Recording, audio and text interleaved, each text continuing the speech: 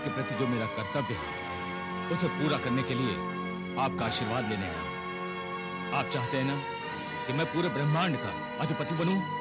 अवश्य। तो नाना श्री, भगवान शिव का अनुग्रह हुआ तो शीघ्र ही आपका स्वप्न पूरा हो जाएगा। पूरा हो जाएगा नाना श्री, पूरा हो जाएगा।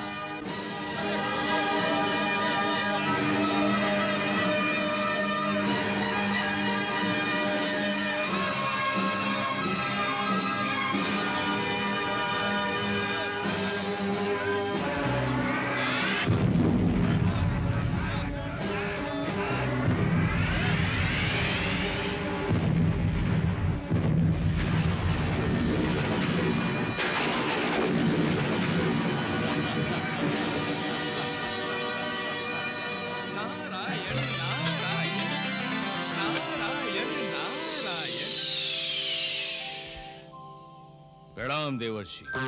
कल्याणमस्तु। दशानन रावण, तुम्हारे पराक्रम को, तुम्हारे तेज को, तुम्हारे अतुलनीय बल को, तुम्हारी रणनीति को शत शत प्रणाम। किंतु युद्ध में शत्रु यदि समान बल वाला न हो तो विजय कीर्तिकर नहीं होती राजन। आप क्या कहना चाहते हैं देवऋषि? पृथ्वी लोक वासियों की और राक्षसों की भला क्या समानता है? उस पर यदि महाबली रावण आक्रमण कर दे तो वो पीड़ित, निर्बल, समस्याग्रस्त पृथ्वी लोकवासी ऐसी धरती पर गिर जाएंगे जैसे पतझड़ में पत्ते अपने आप वृक्ष से गिर जाते हैं। देवऋषि, पृथ्वी लोक पर भी ऐसे राजा हैं जो अपने आप को पृथ्वीपति समझते हैं। अच्छा। और उन्हें यह बता देना अति आवश्यक है कि पृथ्वीपति कोई है तो वो केवल रावण, लंकापति रावण। पृथ्वीपति ही नहीं, पूरे ब्रह्मांड का स्वामी बनकर दिखाऊंगा। मैं जा रहा हूं देवऋषि, मैं रसातल पर विजय प्राप्त करने जा रहा हूं। रसातल? नारायण नारायण। किंतु ये मार्ग तो रसातल की ओर नहीं, यमराजपुरी की ओर जाता है रावण। अच्छा। तो जैसी यमराज की नियति, लगता है उसकी मृत्यु का समय आ गया है। देवऋषि, मैंने प्रतिज्ञा कर रखी है कि चारों लोकपालों का मैं वध करूंगा। यदि मेरे चंद्रहास के होंठ पहले यमराज का रक्त पीना चाहते हैं तो यमराज ही सही। मैं जा रहा हूं। यमराज को पराजित करके मैं उसी के कालपाश से उसे बांधकर उसे मृत्यु का उपहार प्रदान करने जा रहा हूं। चलो।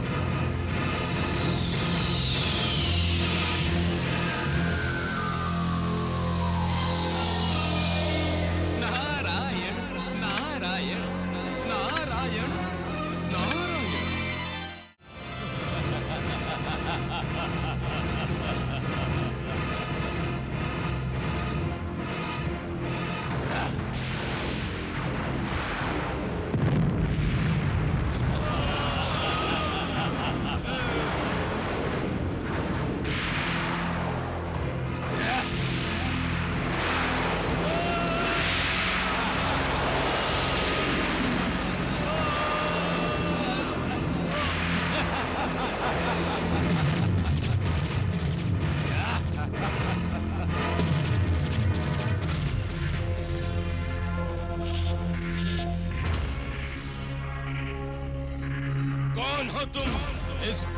यमपुरी का भावी स्वामी हूँ। मेरा नाम है रावण, दशानन रावण। अहंकारी रावण, क्या तू इतना भी नहीं जानता कि यमपुरी में केवल मृतात्माएं आती हैं? इस विधान को तुमने बनाया है यमराज, और मैं इस व्यवस्था को बदलने आया हूँ। अब तुम इस यमपुरी में नहीं रहोगे। यहाँ का राजा दशानन रावण होगा। तुम मेरी शरण में आते हो अथवा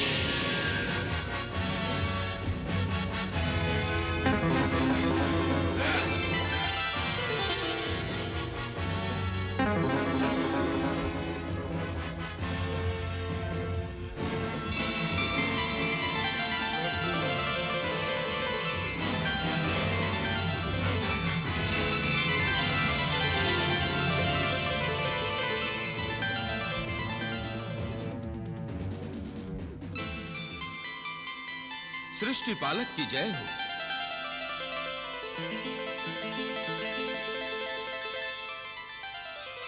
प्रणाम त्रिशूलधारी।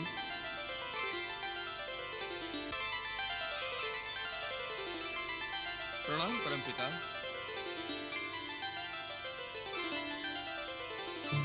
प्रभु, आप जानते हैं पृथ्वी त्राही त्राही कर रही है। असुरों के आतंक से देव दानव मनुष्य सभी भयभीत हैं। धर्म और सत्य के मार्ग ही बंद कर दिए गए हैं।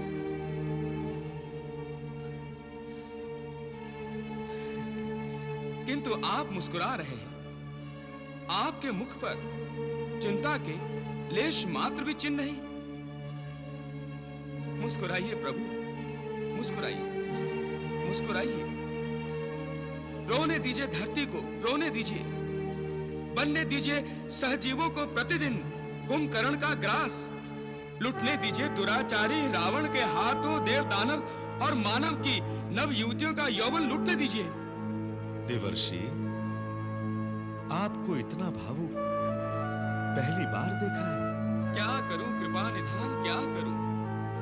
आपकी प्रेरणा से मेरे द्वारा दिए गए शाप से ही मधु कैटभ उत्पन्न हुए और आपने उन्हें अपने शाप से 3 जन्म में राक्षस होने का प्रारब्ध लिख दिया।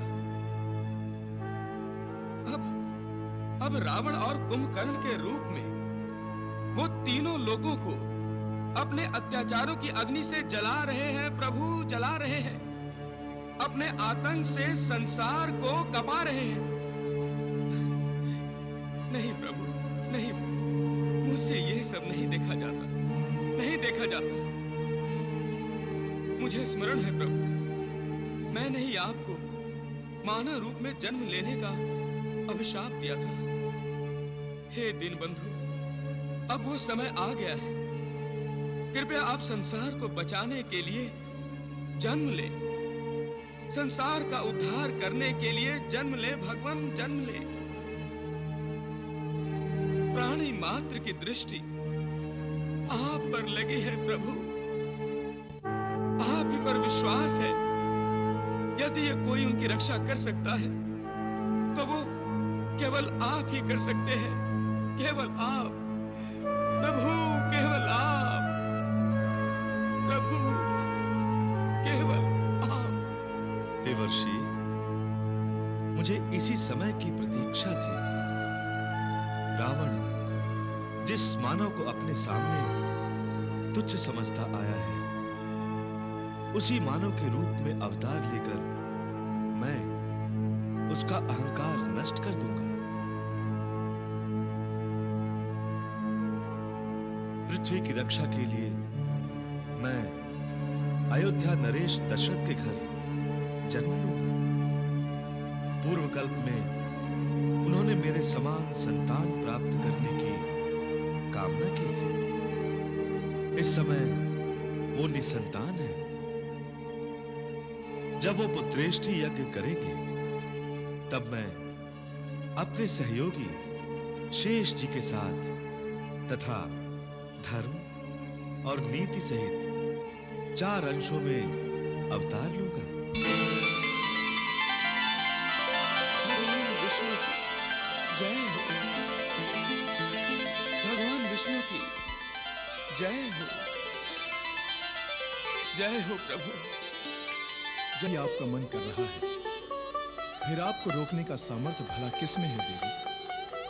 आप जब भी जैसा भी सहयोग करेंगी, उचित ही करेंगे। उसी समय सुमेरु पर्वत के स्वामी राजा केसरी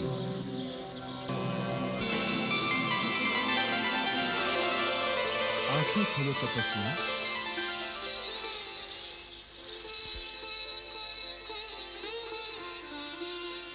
तुम्हारी तपस्या पूर्ण हुई। प्रणाम महादेव।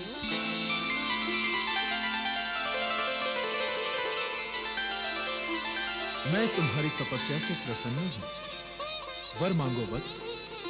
मुझे ऐसा पुत्र चाहिए कैलाशपति, जो बल में रुद्र की भांति बली, गति में वायु की भांति गतिमान, तथा बुद्धि में गणपति के समान तेजस्वी है। वो भगवान को अपना सर्वस्व समर्पण कर देने वाला हो प्रभु, और भगवान की सेवा ही उसका परम उद्देश्य हो। तथास्तु।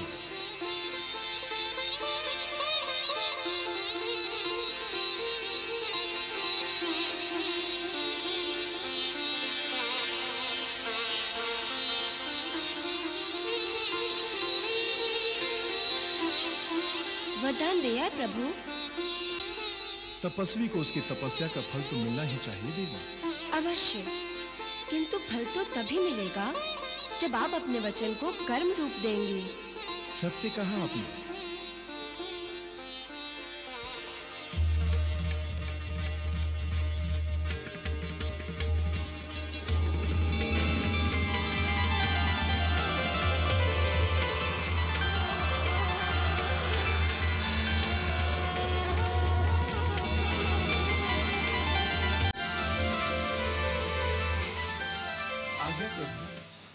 तनिक रुको।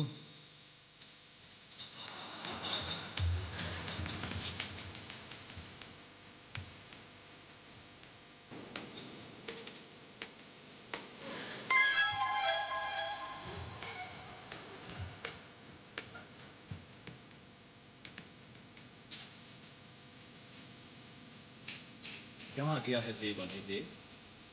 तुम दोनों को एक प्राण होना होगा। तुम तो प्राण स्वरूप ही हो पवन देव। तुम रुद्र के भीतर प्रवेश कर जाओ। तुम दोनों को एक होकर अंजना के गर्भ में प्रवेश पाना होगा। जो आगे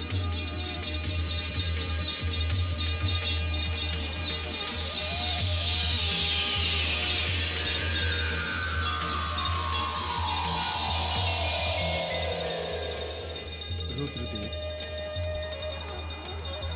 मैं समझ गया प्रभु। मैं अंजना के गर्भ में प्रविष्ट होने जा रहा हूं।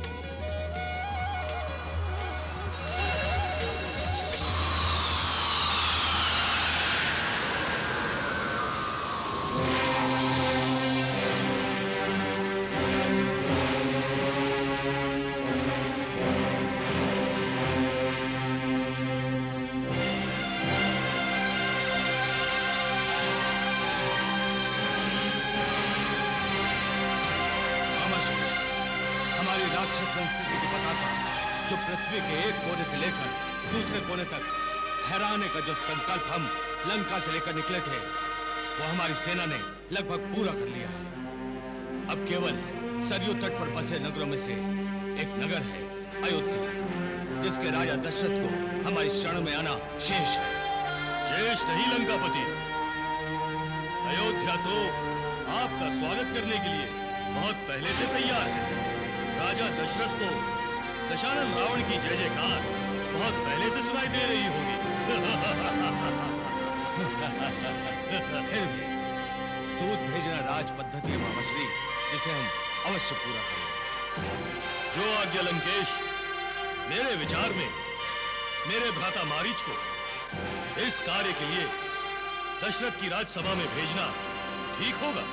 जैसा आप उचित समझे मामाश्री। जैसी आपकी इच्छा। महाराज दूत, तो आप महाराज रावण का यह संदेश लेकर आए हैं कि हम उनकी शक्ति के सामने अपना सर झुका दें। इसी में अयोध्या की और आपकी भलाई है। राजदूत, किस में भलाई है और किस में बुराई, ये तो नियति जानती है। किंतु राजा रावण के अत्याचारों से आज तक किसी का भला नहीं हुआ है। आप अपने राजा से जाकर कहिए कि हम रघुवंशी शांति प्रिय हैं, हम किसी पर अत्याचार नहीं करते, किंतु इसका अर्थ ये नहीं कि हम किसी का अत्याचार सहन कर सके। नहीं, कदापि नहीं। और जिस संस्कृति की वो बात कर रहे हैं वो उन्हें प्रिय है, उन्हें वंदनीय भी हो सकती है। ठीक उसी प्रकार जिस प्रकार हमें हमारी संस्कृति प्रिय और वंदनीय है। अतः अपने राजन को जाकर समझाइए कि कोई भी संस्कृति तुच्छ अथवा त्याग्य नहीं है। जिस प्रकार उन्हें उनकी संस्कृति सर्वश्रेष्ठ लगती है, ठीक उसी प्रकार हमें हमारी संस्कृति सर्वश्रेष्ठ लगती है। हम किसी और संस्कृति को, भले ही वो राक्षस संस्कृति ही क्यों ना हो, स्वीकार नहीं कर सकते।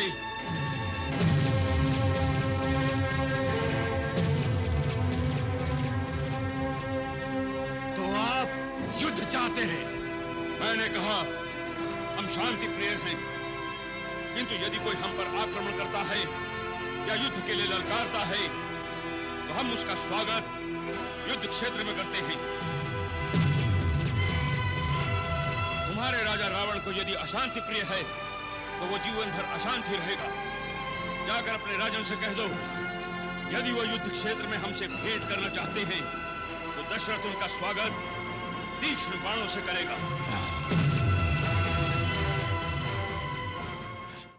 दशरथ का ये तो साहस! मामाश्री, आप अपनी सेना को आज्ञा दीजिए कि कल प्रातः अयोध्या पर आक्रमण होगा।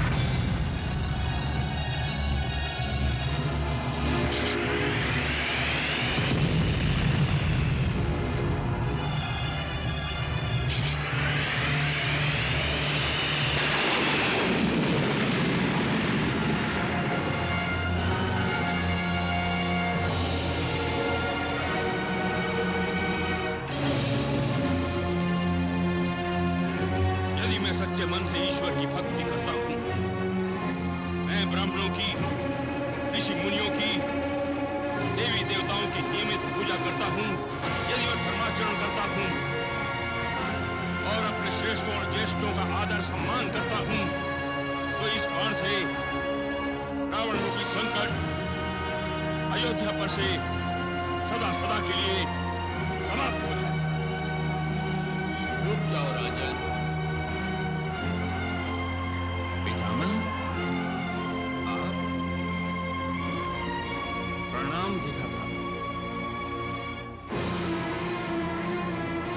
इस बाण का प्रयोग न करो। क्यों पितामह? राजन, साक्षात महादेव शिव शंकर का वरदान प्राप्त किया है रावण ने कि युद्ध में उसे कोई पराजित नहीं कर सकेगा। उसकी पराजय उसी दिन होगी जिस दिन उसकी मृत्यु होगी। तो क्या आज रावण की मृत्यु मेरे हाथों है? नहीं दशरथ, उसकी मृत्यु का एक समय निश्चित है, परंतु वो अभी नहीं है। तुम अपना बाण वापस ले लो दशरथ। परंतु पितामह, प्रत्यंचा पर खड़ा हुआ ये बाण मैं वापस नहीं ले सकता। तो उसे अंतरिक्ष में छोड़ दो। अंतरिक्ष में छोड़ दो? किंतु विधाता, रावण रूपी संकट जो अयोध्या के द्वार पर खड़ा है, वो कैसे दूर होगा? तुम उसकी चिंता न करो, मैं रावण को समझा दूंगा। जैसी आपकी आज्ञा पितामह, जैसी आपकी आज्ञा। दशानन रावण। प्रणाम ब्रह्मदेव। तुम तथा दशरथ दोनों ही अवध्य हो। यदि तुम्हारे पास अकथ्य सिद्धियां हैं, तो दशरथ का तुनीर भी सिद्धियों के तीरों से रिक्त नहीं है। दूसरी बात यह है कि दशरथ निसंतान है, वृद्धावस्था को छू रहे हैं। उनकी मृत्यु के बाद संपूर्ण पृथ्वी बिना युद्ध के ही तुम्हारे अधीन होगी। अतः युद्ध करना व्यर्थ है रावण। प्रभु, मैंने दशों दिशाओं को युद्ध करके अपने बाहुबल से जीता है, कोई दान के रूप में नहीं प्राप्त किया। रावण युद्ध प्रिय है प्रभु, युद्ध प्रिय है। यह सत्य है दशग्रीव, किंतु जब रावण ने दैत्य दानव शक्तियों को अपने भुजबल से जीतकर अपना अनुयायी बनाया है, तो फिर मानव को जीतकर तुम अपनी गौरव गरिमा में कोई चंद्र सूर्य नहीं टाक रहे। अतः एक विजेता के रूप में अपनी नगरी वापस जाओ। वहां एक शुभ समाचार तुम्हारी प्रतीक्षा कर रहा है। शुभ समाचार? जो आज्ञा ब्रह्मदेव।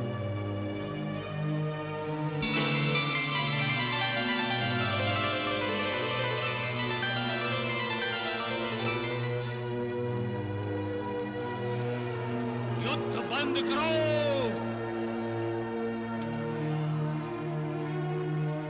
अब युद्ध नहीं होगा। चलो सारथी।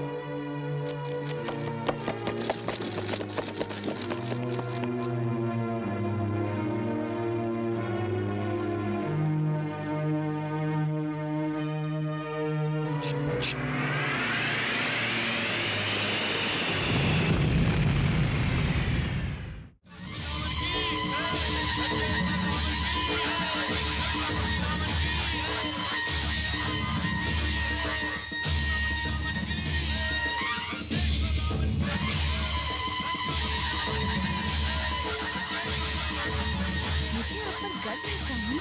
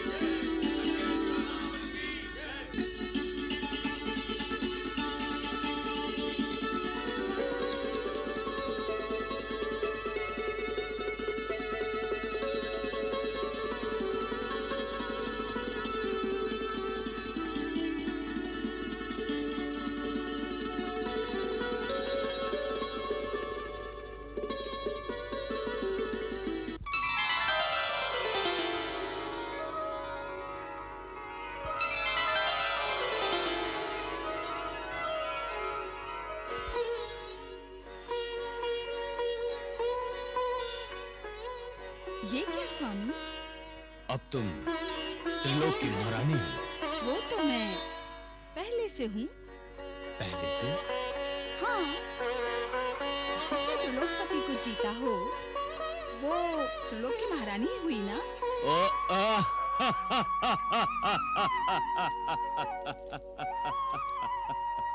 महारानी, त्रिलोक विजय के पश्चात मैं साक्षात यमराज को पराजित करके आ रहा हूँ। समझ में नहीं आता, बधाई आपको दूं या अपने आप को?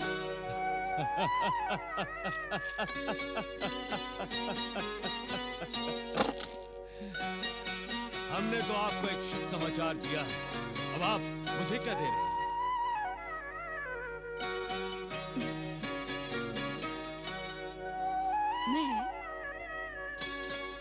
मैं आपको आपका ही एक नन्हा सा रूप देने वाली हूँ।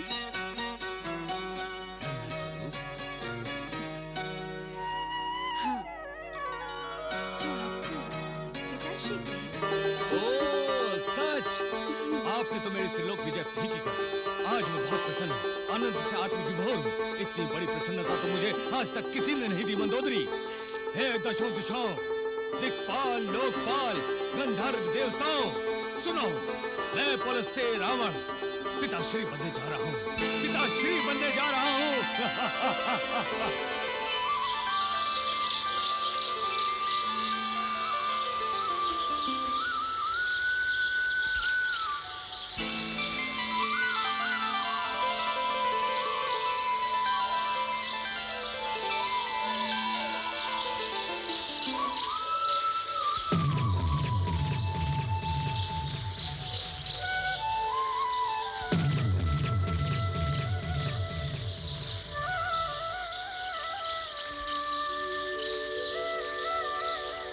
क्या देख रही हो? सूर्य को देख रही हूँ। पूजा नहीं की अभी तक दिवाकर की? नहीं, आज पूजा का मन नहीं कर रहा। क्यों? सूर्य मुझे एक फल के जैसे लग रहा है आज। इच्छा हो रही है इस फल को मैं खा जाऊं। माना कि गर्भवती स्त्री को कई प्रकार की इच्छाएं होती हैं, किंतु सूर्य को फल समझकर खाने की इच्छा बड़ी विचित्र है। ये तो एक ही ओर संकेत करती है कि तुम सूर्यदेव जैसे प्रखर और तेजस्वी पुत्र को जन्म देने वाली हो।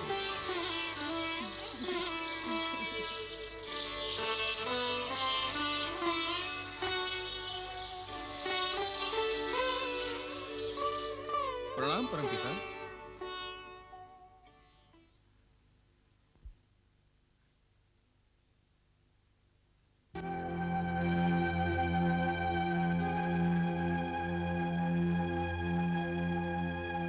समझ गया ब्रह्मदेव, आपने आज मेरे कल्याण के लिए मुझे कल्याणमस्तु कहकर आशीर्वाद क्यों नहीं दिया? वत्स, मैं तो सदा तुम्हारा कल्याण ही चाहता हूँ। आप चाहते हैं, लेकिन प्रकृति नहीं चाहती, विधाता का विधान नहीं चाहता। न केवल मेरा कल्याण, सारी सृष्टि का कल्याण इस समय संकट में है। आप देख नहीं रहे, चारों ओर आतंक के बादल छाए हुए हैं। किसी अनजाने भय से ग्रह मंडल तक डोल रहा है। कुछ भयंकर होने वाला है। भविष्य के गर्भ में ऐसी कौन सी घटना छुपी हुई है पितामह? ये जो संकेत मिल रहे हैं वत्स, ये उस परम प्रतापी पुत्र के जन्म लेने की सूचना है जो इंद्रजीत के नाम से जाना जाएगा। इंद्रजीत? ये इंद्रजीत कहाँ जन्म लेगा पितामह? लंका के राजमहल में रावण की संतान बनकर। एक रावण कम था समस्त सृष्टि को त्रस्त करने के लिए, जो एक और अत्याचारी जन्म ले रहा है असुरकुल में। नारायण नारायण, उसकी लीला वो ही जाने। महाराज, प्रणाम राक्षस राज। बधाई हो महाराज, आपको पुत्र लाभ हुआ है। ये लीजिए, महारानी कैसी है? आपके दर्शन करना चाहती हूँ। अवश्य हम भी अपनी महारानी और पुत्र के दर्शन करना चाहेंगे। हाँ,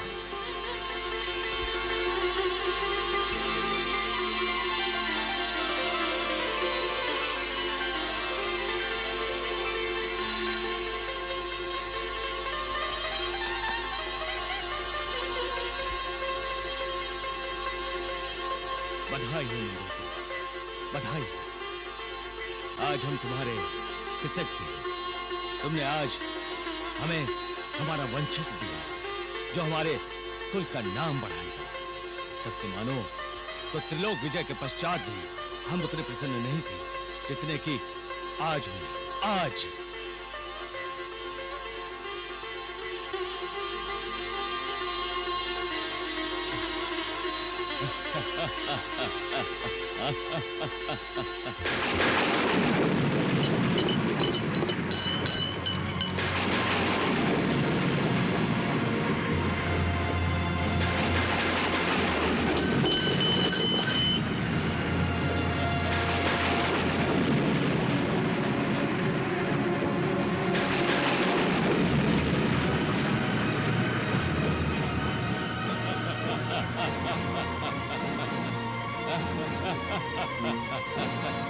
अपनी हंसी रोकिए स्वामी।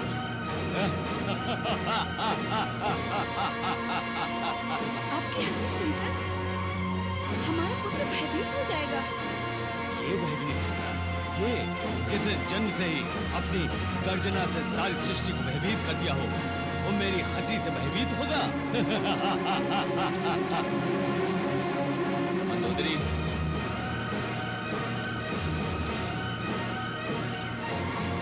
हमारे पुत्र ने जन्म लेते ही मेघ जैसी गर्जना की। क्यों ना हम इसका नाम मेघनाद रखें, जो मेघों की तरह नाद करे।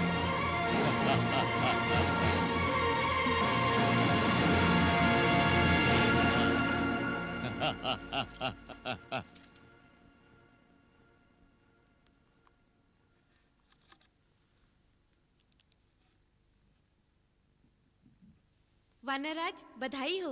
रानी अंजना ने पुत्र को जन्म दिया है। तुम्हें भी बधाई हो। रानी को जाकर कहो कि हम उन्हें बधाई देने आ रहे हैं। जय जय हे केसरी कुलभूषण, जय जय हे अतुलित बलधाम। जय शिव एकादश रुद्र, जय अंजनी पुत्र पवन सुत नाम। कोटि मनोज परास्त करे, तब रूप अनूप है तुरंत प्रभाव। दर्शन करके सफल भय नैना, जी चरणों में कोटि प्रणाम। दर्शन करके सफल भय नैना, जी चरणों में कोटि प्रणाम।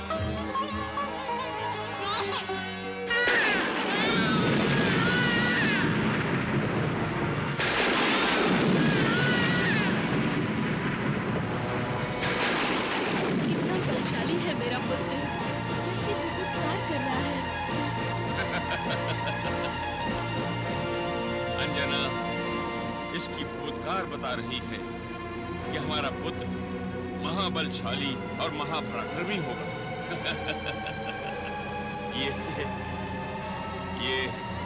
ये किसी से भयभीत नहीं होगा।